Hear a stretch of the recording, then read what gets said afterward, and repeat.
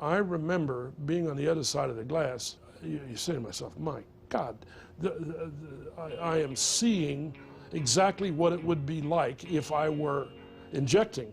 So the control room wasn't very large. It was just John and I, and Warhol came in from time to time. It was a transfixing experience because I believe the other musicians also were in the control room, and they had heard it 100 times, but it was something.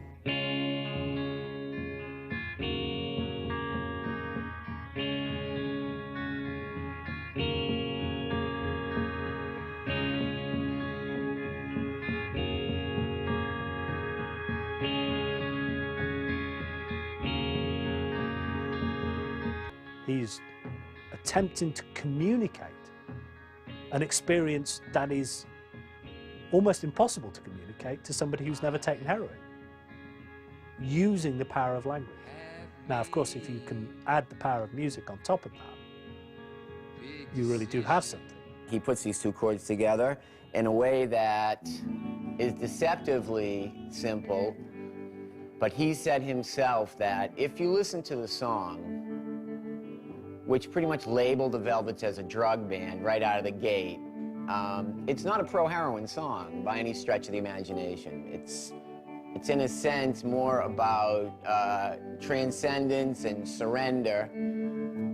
It doesn't really glorify the dope experience, but what it does is it presents it in a thematic way, very accurately, deceptively seductive in the start. Beautiful.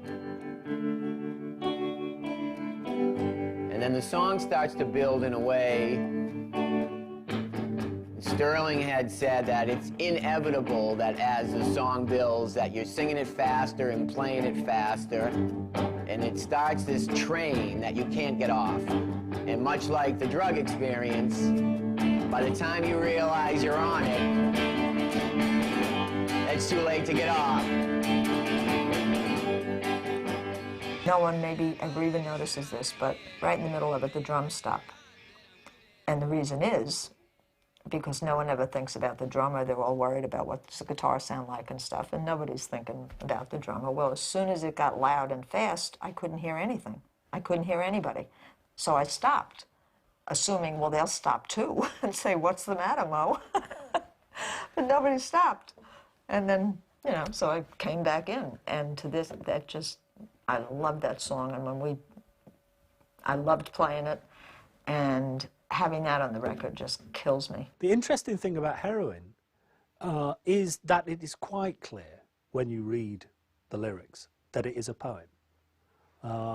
So this is something that even if we didn't have Reed's first-hand account, you would have to imagine was something he wrote as a piece of poetry and that then conceived of a way of performing. Of all the lyricists of the 60s, if you go back and listen to all of them, I think the two that stand out are Bob Dylan and Lou Reed, the ones that are just doing something head and shoulders above what everyone else was writing. Nobody at the time that Reed started as a rock lyricist could fail to be influenced by Dylan. The difference is essentially one of angle of attack, because Reed wants to present a world of brutality. And wants to suggest that there is something more ethereal, greater, you know, more spiritual somewhere around the edges of what is a very brutal, real world. I wish that I'd sail the darkened seas on a great big clipper ship, going from this land here to that. While living in an apartment on Ludlow Street, a very early incarnation of the band demoed several key tracks in the summer of 1965. Among them was a rather different version of I'm Waiting for the Man. But unlike Heroin, which on those Ludlow Street demos sounds exactly like the song we all know and love, Lou's enamorment with Bob Dylan probably reached its peak at the point that they were recording this. And it sounds for the whole world like Bob Dylan doing Lead Belly. So the vibe, if I can sort of give it a shot, is something more like...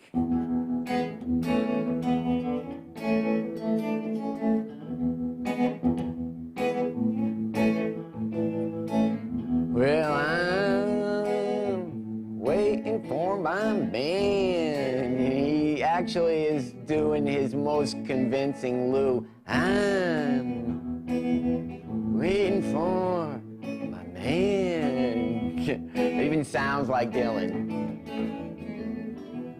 Whereas the actual realized version of the song, you know, Lou did have a mastery of integrating his lyrical and subject matter along with Cale's, you know, cooperation into achieving a sound, a rhythmic sound and a pulse with the instruments that reflected that lyrical matter. And with Waiting for the Man, it's a train, and it is definitely, you know, heading uptown.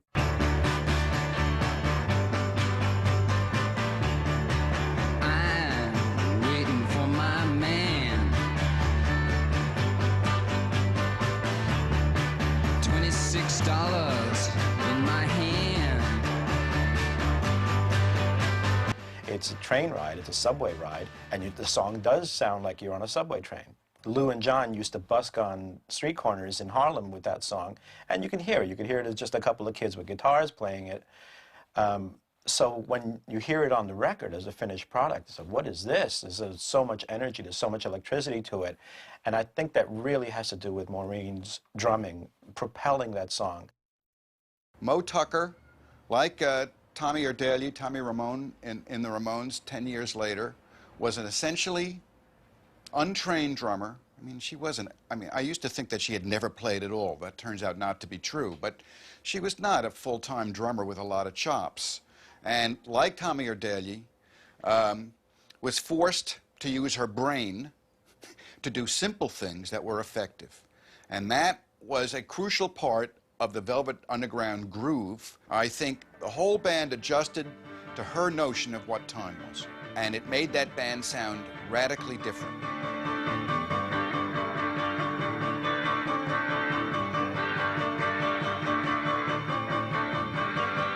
When we first played together, we did a lot of improvising, and just playing a kit just didn't fit, I didn't think. Also, I was probably trying to be a little African.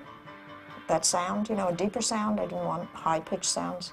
You know, I was the rhythm section, and I always hate in songs where the drum stops because now the drummer's banging on the cymbals, or I hate that. To me, it's, you know, the drum should be throughout the song. And I felt like it was my job, me and Sterl, basically, to keep, for instance, it would just be noise. If there's no rhythm under there, it's just noise. Mo was a great drummer in a minimalist, limited, autodidactic way that I think changed musical history. I think she is the source. I mean, she's where the punk notion of how the beat works begins. No, I specifically remember the Nico tunes, especially All Tomorrow's Parties. It was hypnotic because I was as close to her as I am to you now, except there was a glass wall between us, right? But and she is mesmerizing with that accent and this absolute detachment of her persona and what she's projecting against the actual words that you're hearing her sing, which are really quite intense. And that oh, I don't know, juxtaposition between the way she looked and came across and the way she sounded, there was no place to fit that. It was without a precedent.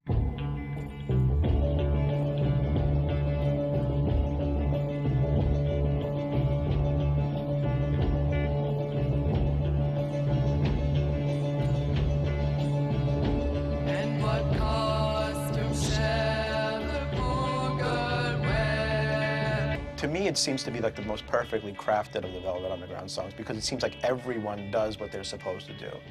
You've got the beautiful, beautiful guitar lines by Lou Reed throughout. They're edgy and they're rough, but they take that song to places that you would never think of. And then you've got John Cale's piano in that, which is almost, it's elegant. It's you know, people think of the band as being very noisy and very harsh, but I think there's very great deal of elegance to it, and especially in that song. And then Nico brings the whole thing together with this unexpected European feel to it, to her voice. She's got the accent, she's got that great tone, that great Germanic tone. Her voice, in a way, had a Marianne Faithfull feel, and also Marlene Dietrich timbre. So it was 1930s decadent German cabaret combined with the 1960s decadent British rock and pop scene. Perfect. And it worked magnificently on something like All Tomorrow's Parties, because it was a bringing together of two, you could almost hear the bringing together of two giant talents. The Lou Reed, John Cale, Maureen Tucker end, and Nicker on the other side. Neither of them really knew what they could bring out from the other, but were prepared to give it a go. Despite the album's cult status today, on its release it was all but ignored, and barely managed to chart at all. After the release, the Velvet Underground left the direct management of Andy Warhol. They also stopped performing with Nico, although both Reed and Cale would contribute heavily to her first solo album. In the summer of 1967, the band came under the management of Steve Sesnick and began to appear live again. However, the group made the strange decision to boycott performing in New York. Instead, they began to play the clubs in several East Coast cities, in particular, the Boston Tea Party. Okay, this is the building where the Tea Party was. It's on the south end of Boston, on a street called Berkeley. The building was built back in the 1870s. It was originally a church, then it became a synagogue, a few other things. The sound in the room was really fantastic. I mean, I think that was one of the things that really distinguished it. A lot of the bands that played here would always say like they really loved playing here. And the Velvets just sounded fantastic here. And this is a place that they played a lot, because it was during that period from 67, which just opened in January 67, through 1970 when they didn't play in New York at all. You have to remember the Tea Party audience at the time was not like, say, the Fillmore, which is, sort of very hippie, or for that matter, like the Dom in New York, which is very New York hip. Boston, in a lot of ways, was a very kind of backwater town. So you had a lot of people going to these dance concerts, we call them, $3, get in there and, dance your butt off all night. So the Velvets were just a great dance band. So you had a lot of like local blue-collar kids who just kind of lived in the neighborhood. You got students from Harvard and BU and who would come over there. You get an occasional professor wandering, you could just tell. And they always brought up a few, people from New York. But it rapidly became a kind of scene where they really settled in. And for whatever reason, and I think it was because it was just such a great band to listen to and dance to, that people in Boston just adopted them. And that, ranges from Harvard, graduate students to, tough kids from the neighborhood. And that really was the start of their, I guess we could call it almost residency, because when I became the manager, I just started booking them really regularly.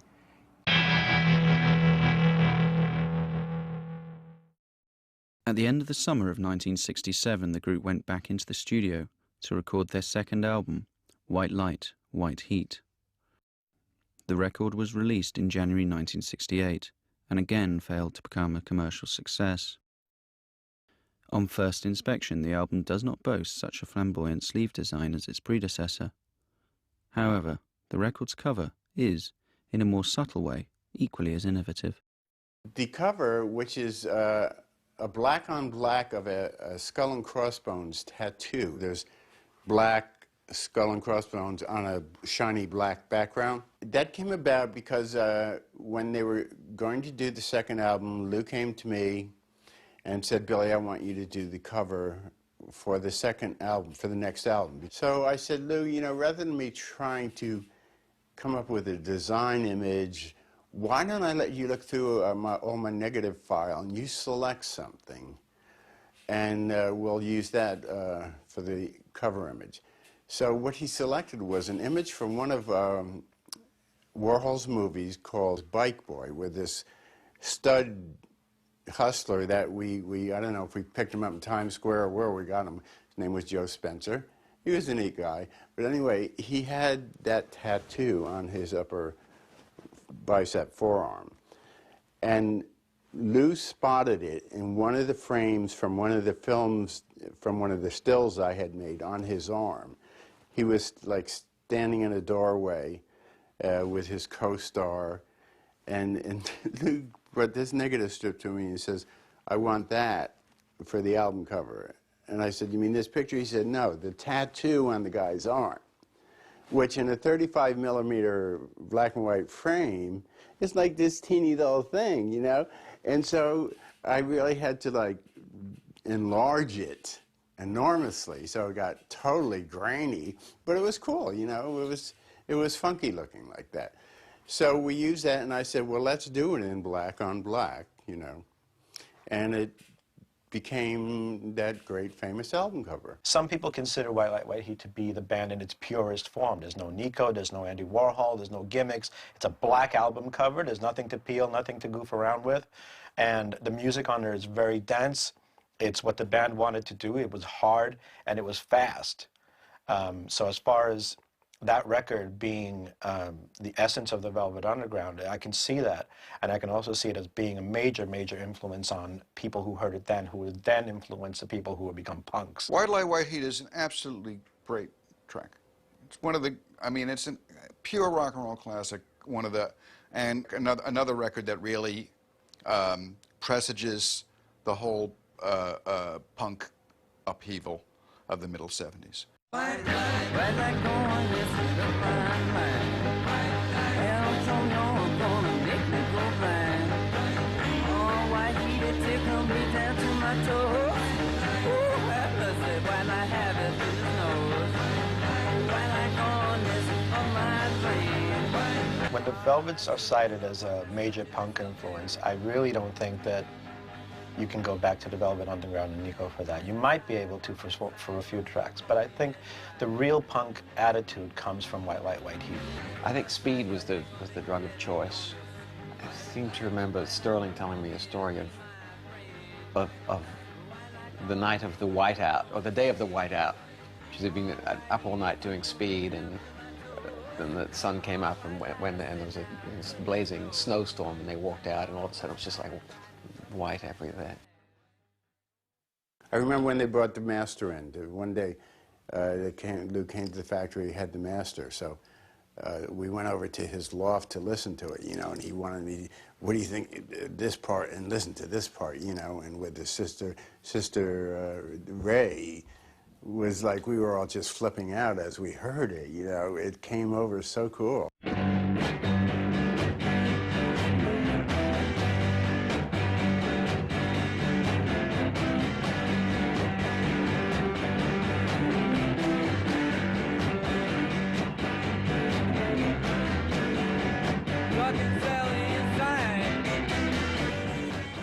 I love Sister Ray. I loved playing it, and when I listen to the album, I still get chills. I just absolutely love it. It's really the fact that Sister Ray is the centerpiece of that particular album that it overwhelms everything else that is contained around it. So, you know, it's such a radical statement in itself. We're going to turn everything up as loud as possible. I don't care if I've got more effects than you. I'm going to use all of them. I'm not concerned about the mix. It's going to be as loud as I can possibly get it, and you better keep up with me. And you can feel that the way they play off of each other. You can hear the interplay between the organ and the guitars, and you can hear. I mean, luckily you've got Maureen keeping everything down and keeping everything sort of where it should be, so that this thing just doesn't disintegrate into a million parts. So it's a very it's a very telling sort of a track, because it does sort of illustrate what was happening within the band and what was to come.